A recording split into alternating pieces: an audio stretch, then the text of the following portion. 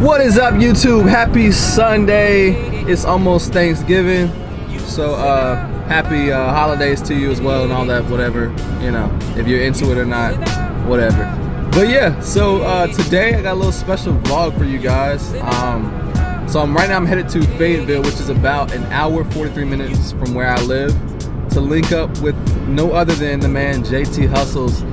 If you haven't heard of JT Hustlez, right here on YouTube, has over 136,000 subscribers, so pretty big YouTube channel. And what he does on that channel is pretty much he shares and drops game to all the subscribers and people on YouTube with different entrepreneurial opportunities, different businesses. He does reaction videos to different businesses, which is actually how I first came across him, is that with me being on YouTube talking about pressure washing, JT reached out to me and wanted to do a reaction video to one of my pressure washing business videos, just to share, you know, another business opportunity to his subscribers, to his you know, his channel, his family on there. So yeah, so once I seen that, and I was like, all right, bet. So he did the video, and I appreciate it because it actually brought more people to my channel as well. So, and that was a huge you know, huge shout out to him for that. But yeah, other than that, I mean, so beyond being, you know, having a big YouTube channel and sharing the game with everybody, he's also a published author. So he has a couple of books on Amazon, teaches the courier business, is invested in real estate. So overall, you know, pretty diversified brother, you know what I'm saying? Like, he's doing his thing.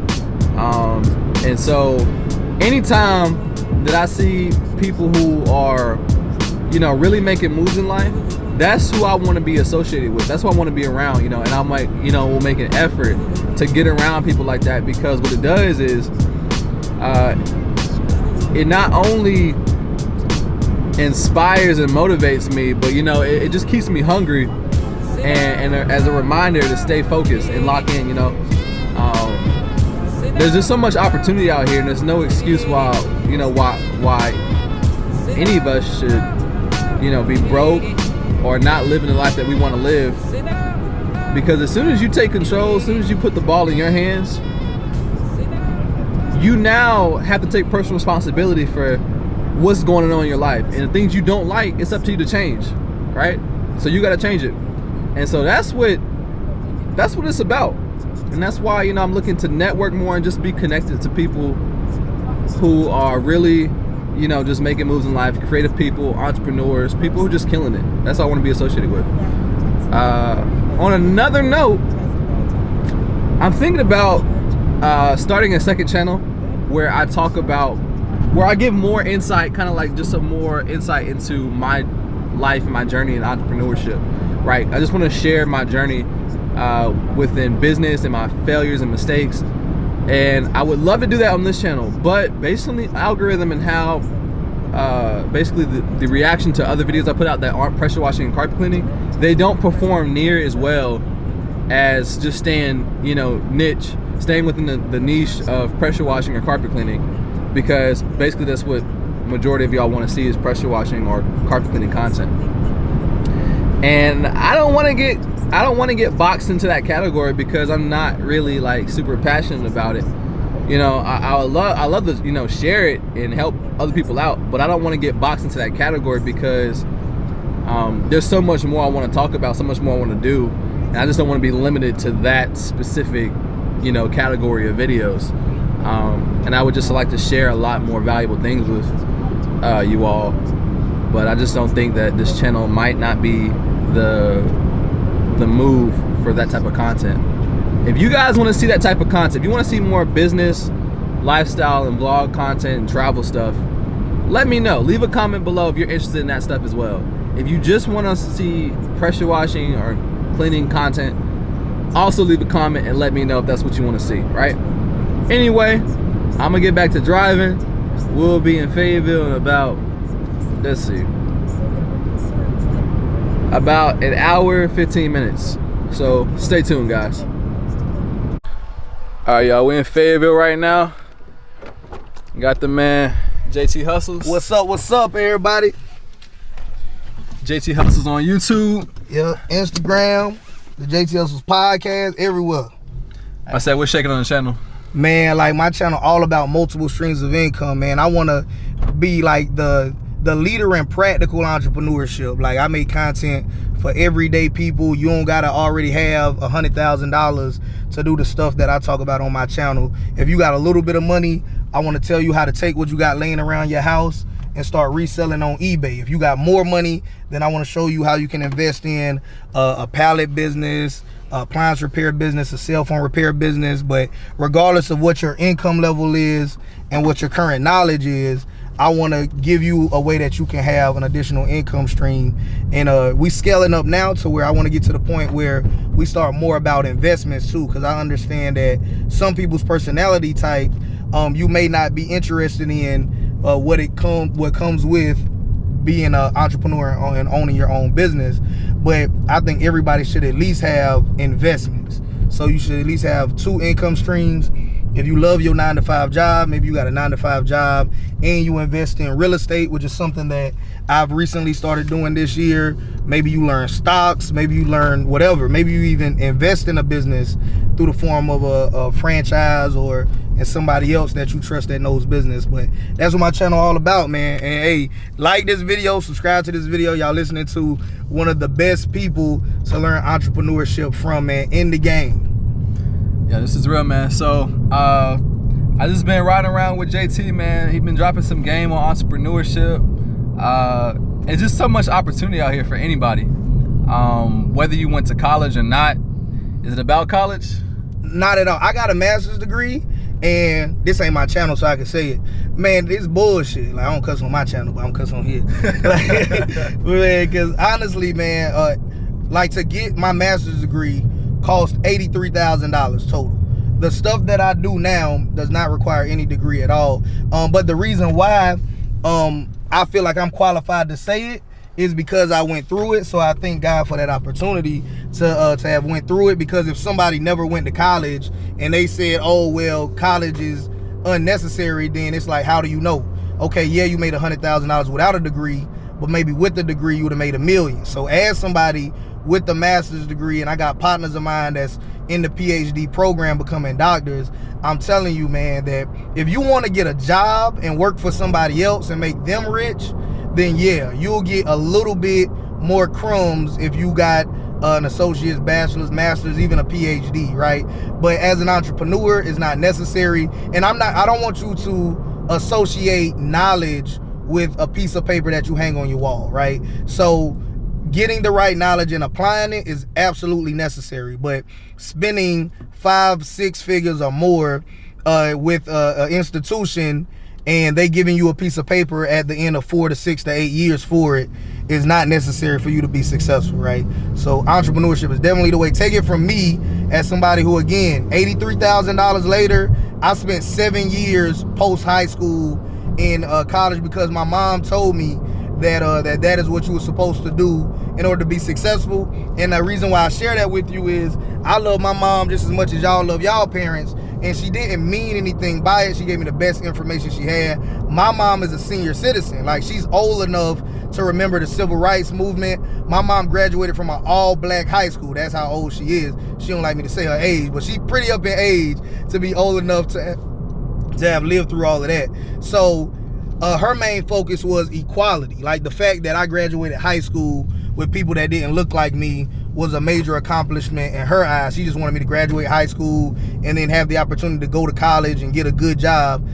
So I say that to say that the person that might be telling you to go to college or whatever, and this is the downtown area right here, how close it is to the house, they might be giving you the best information that they have based off of their perspective. Like our grandmothers and mothers, maybe they didn't have social media or the readily available knowledge that is presented on YouTube and etc. The same way that we have here today. So I want you guys to really understand that, hey, mom meant well, grandma meant well, maybe your family members and friends, your peer group means well, but then you got to vet them and say, okay, what is the basis of that? Are they saying that because they're trying to put their insecurities on you, which a lot of people will do that, or do they actually know what you're talking about? Have they done the business you're trying to do the way you're trying to do it? And both of those are equally as important, because it's one thing to say that you've done the business I'm trying to do, but have you done it the way that I'm trying to do it? Because ask anybody, the way you could have done real estate 50 years ago compared to how people do real estate today, there are some commonalities, but it's different now. And it's true with, if you was trying to become a celebrity 50 years ago compared to now, you can become a celebrity straight off your smartphone with Instagram and YouTube. So the things have changed. So find somebody that not only is doing the business that you want to do, but they understand at least how you want to do the business, so that they can speak to you in an intelligent manner, on how to do it. But yeah, having a college degree don't matter, right? Matter of fact, the people that I know personally with master's degrees, they still get hit with the same issue that you're gonna get hit with as well, and that's the whole concept of well, what's your experience? It's people that went to school 4 to 6 years, got $30, $40, $50,000 worth of debt, and they want to work in their industry, and they still getting denied, saying we looking for somebody with a little bit more experience. But how you gonna get experience if the company won't hire you? You can't get an entry-level job. All right, so that's it on that. That's a game, y'all. So a lot of people come to you different YouTube channels. Most of them obviously looking to make more money. A lot of people have a hard time even figuring out how to make an extra $500 or $1,000 a month. And in the moment when you try to make a little more money, it can seem like that's the hardest thing in the world to do, make an extra $500,000, $2,000 a month, whatever it is you want to make. Right. What game would you give somebody right now if they watching this video? They want to make an extra little side hustle income. Like, what's a business you would start? Like, what's some game or something you would do right now? What's the opportunity for somebody? Yeah, my number one favorite business for people that have small amounts of income is the reselling business, utilizing the eBay sold listings. So what I mean, to be more practical with it, is I will go around my house and I will find old electronics, old toys, old clothes, but they're still in decent condition, and I would list them on eBay to resell them. Literally, you can go to eBay. If it has a barcode, you can scan the barcode by clicking that camera icon that you'll see in the search bar. If it doesn't have a barcode, you can literally just type whatever it is that you want to sell into the eBay app, and then you hit the filter option, and then the sold listings option is going to automatically filter by the completed listings. By doing that, and eBay will literally tell you this is how much something sold for, this is what day it's sold for, and it'll give you shipping information. Okay, they charge this much in shipping, or it'll say free shipping. If you ever see an item on eBay that says free shipping, it is just a marketing tactic, right? Nobody is losing money on shipping. They rolled in the cost of shipping into the price of the item. So like, let's say for an example, I want to sell you this hand sanitizer for $3, but if I go on eBay, I see it's selling for $5 with free shipping, right? That extra $2 is just shipping. They just rolled it into the price, because people always like to see that, or always like to feel rather, that they get something, that they're getting something for free.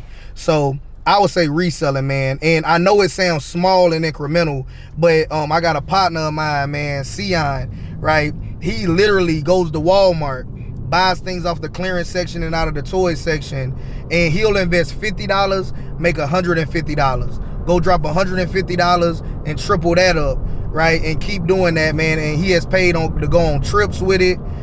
He's into motorcycles, fix up his motorcycle with it.